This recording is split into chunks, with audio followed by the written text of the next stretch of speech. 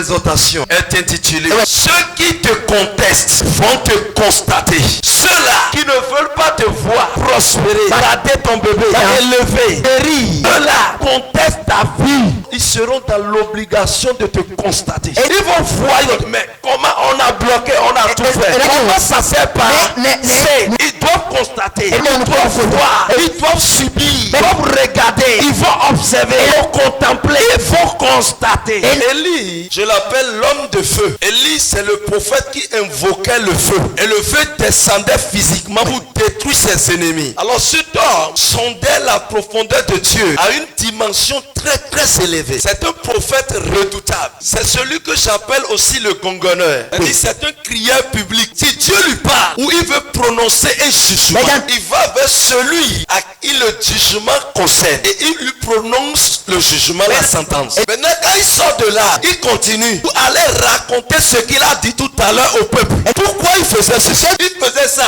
parce que quand cela va se produire, quand ce qu'il va dire va se concrétiser, le roi n'allait pas annoncer, le roi ne va pas reconnaître. Maintenant il faut que le peuple soit témoin. Alors il vient crier. C'est un crieur public, un prophète dangereux dans sa génération. Et là, celui qui versait de l'eau sur les mains de ce prophète était Élisée. Élisée était le serviteur, un bon serviteur du prophète Élie. Laisse-moi te dire, vivre au milieu ou avec un prophète ne te fait pas prophète. Mais c'est quand tu vas connaître la transfiguration, c'est quand tu seras mandaté. Dans ce moment, tu deviens prophète. Tu peux avoir des intuitions, tu peux avoir des dons parce que tu vis sur une terre prophétique. Mais cela ne te fait pas prophète. Mais ici, Élisée était avec son maître, un prophète. Ne sait pas encore s'il sera prophète ou bien un sacrificateur ou bien un chef serviteur et finit sa mission.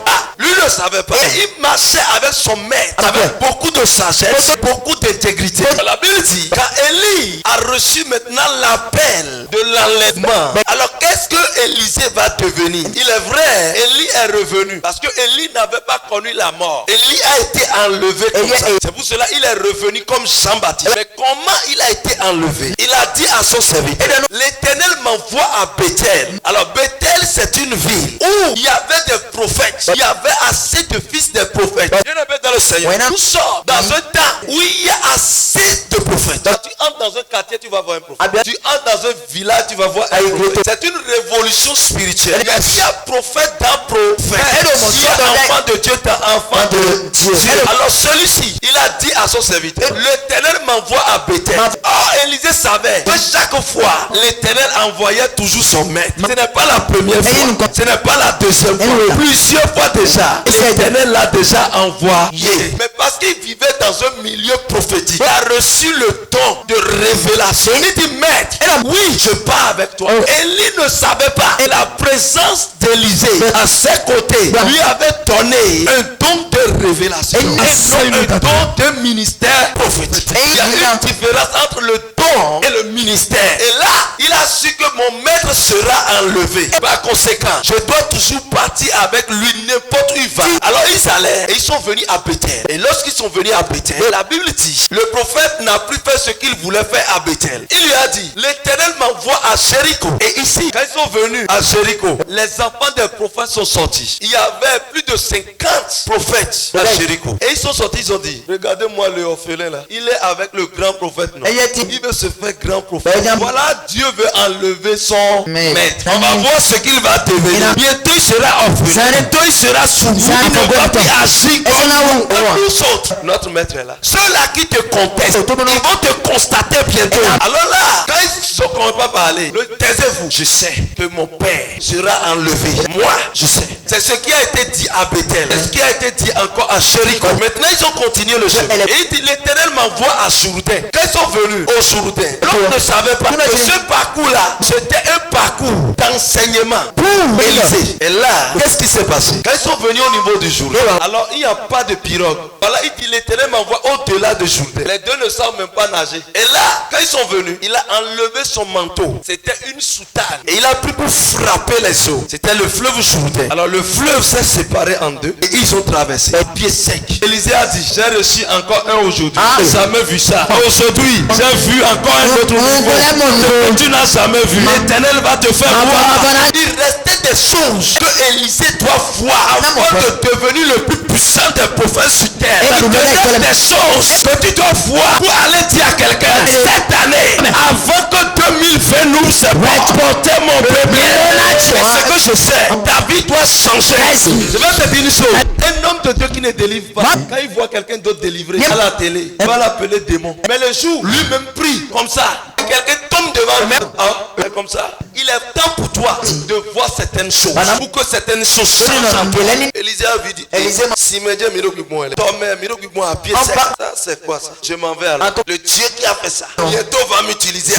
Ils ont traversé. Il a dit, Élisée, demande ce que tu veux pour que je te le donne. Vous savez ce que Élisée a dit? Il n'a pas demandé l'argent, c'est l'onction. Quand il a dit ça, Élie l'a regardé. Il a donné cette sagesse à ce fiston. Il lui a dit ça. Ce que tu demandes, mon petit, ça te dépasse. Et ça me dépasse. Mais tu ne peux pas l'avoir sans que tu ne vois pas monter. Et là, il a vu un char de feu et a séparé Élisée de son maître. Quelque temps, le char a monté. C'était un tourbillon de feu. Élisée regardait. Il crie, oh Dieu de mon père Élie. Quand il a crié, Élie s'est rappelé de la promesse qu'il avait faite. Il a jeté son manteau. Et le manteau est descendu. L'autre a saisi. Il ne savait pas que quand il a pris le manteau, quand il voyait le char monter, c'était la Élisée n'a jamais vu ça. Et le chat est venu. Il n'a pas couru. Il est resté embêté.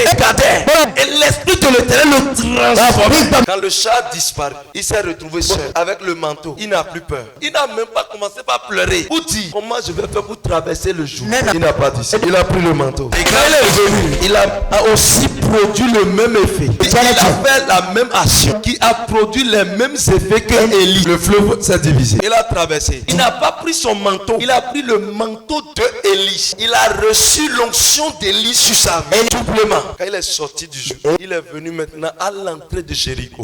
La Bible dit les fils des prophètes l'ont vu changer. Il priait et il y avait une couverture terrible sur sa vie. Et ils avaient peur de lui en même temps. Et là, la Bible dit tous les prophètes qui étaient à Jéricho étaient assemblés. Et quand ils l'ont vu venir, ils ont couru maintenant en sa rencontre. Ils sont agenouillés. Ils ont dit Élisée, toi notre mère, l'Éternel est en toi. Ça veut dire quoi? Il y a ceux-là qui disaient, toi, c'est fini. C'est ceux-là qui sont venus maintenant célébrer ta gloire. Ceux-là qui te contestaient vont maintenant te constater. Ils vont constater ton évolution. Ils vont constater ta guérison. Celui qui te tue a bloqué ta destinée. Mais laisse-moi te dire, celui qui doit te tuer, sa grand-maman n'est pas on doit constater ton élévation. Un projet de Dieu. Pour toi, c'est un projet de paix. Et ce n'est pas un projet de malade. Tu ne feras pas le pire. Écoute-moi, ceux-là qui ne veulent pas voir ta gloire venir extérioriser, ils vont crier ta gloire.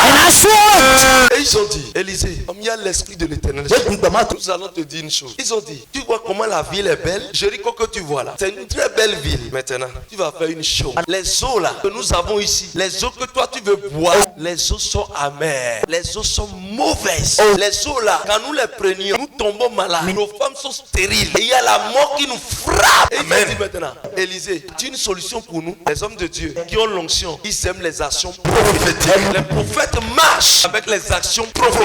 Il leur a dit, apportez-moi un plat neuf et mettez du sel. On dit l'eau est amère. Et maintenant tu dis encore apporter du sel. Est-ce que ça va maintenant? Dieu utilise les choses viles, les choses mauvaises pour faire de bonnes choses. Une femme a besoin de bébé. Est-ce qu'un fruit est un bébé? Un fruit c'est un bébé. Vous ne mangez pas de fruits chez vous. Vous ne mangez pas de pommes, fruits là. Et on te dit, amène des pommes. Pommes que tu vas manger et tu vas tomber enceinte. Le scientifique va dire, est-ce que ça va là? La sagesse humaine va dire, ça veut dire action prophétique. Bien aimé dans le sel. Et la Bible dit, quand il a pris le sel, il est allé assainir l'eau. Il a versé le sel dans l'eau. Il dit, aujourd'hui, oh, je t'assainis. À partir d'aujourd'hui, tu deviens une eau douce. Tu ne vas plus tuer, tu ne vas plus rendre stérile. Et c'est fini. Les gens disent, mais ça veut dire. Qui cet homme-là? Élisée n'est plus Élisée d'alors. Tu vas sortir d'ici.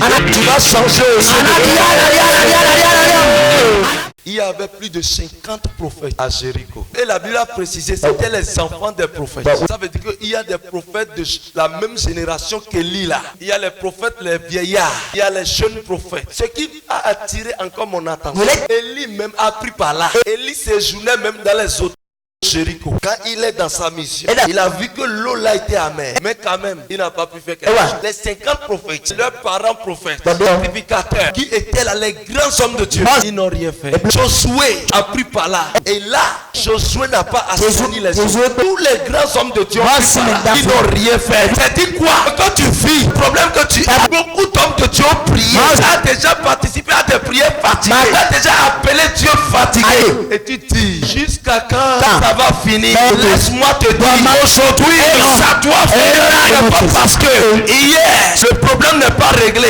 Aujourd'hui, le problème ne peut pas être réglé. Il faut quelqu'un qui a la double portion. Écoute-moi, on sait que toi, tu ne peux pas faire enfant dans ta vie. Le médecin a dit ça. Tout le monde a c'est ça là. Mais moi, je te dis, tu vas tomber enceinte. Dieu t'a maintenu. Personne ne peut t'enlever. Si Dieu élève, personne ne peut te dire. Personne ne peut rabaisser. C'est tout tu te rayer. Écoute-moi, ton ennemi va constater ta gloire au nom puissant de Jésus.